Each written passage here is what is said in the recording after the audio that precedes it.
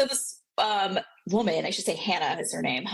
So she's a mom, has a couple kids. I know she's had quite the extensive history with like pelvic floor actually issues, and had done, I mean, rounds of like physical therapies, been to multiple doctors. Like it was like a 4 or 5 year probably journey for her before we even started working together.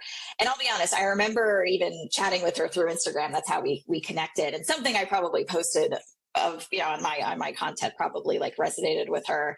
But I remember her being like so skeptical. Like she just did not understand how, like, I don't understand how you're not even in the same room with me. And like, yeah, we're doing this whole thing virtually. And I remember she was just really skeptical of like how this whole like virtual thing could work.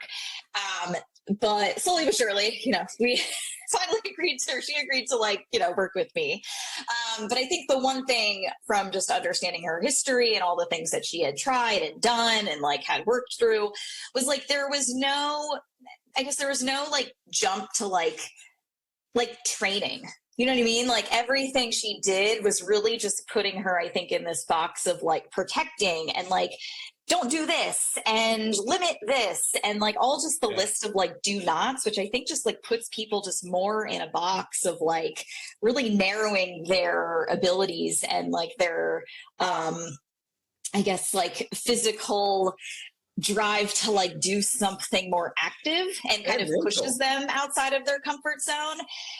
And I think that's what a lot of women with chronic pain probably need is a little bit more of that dose of like uncomfortableness, right? Because if nothing changes, nothing changes, right? And I know that can be really hard, right? Because like it feels uncomfortable and like we don't like pain. It's a very unpleasant feeling. But I think recognizing the fact too that like when you have more physical ability and you have more resilience and you can like even do things when it is slightly intolerable, like that's only gonna probably build more of the pattern of like you becoming stronger and being able to like tolerate it more. So yeah, I think slowly but surely, I mean, I don't want to say this even happened overnight. Like I've been working with her probably for the last like 1.5 years, 2 years at this point.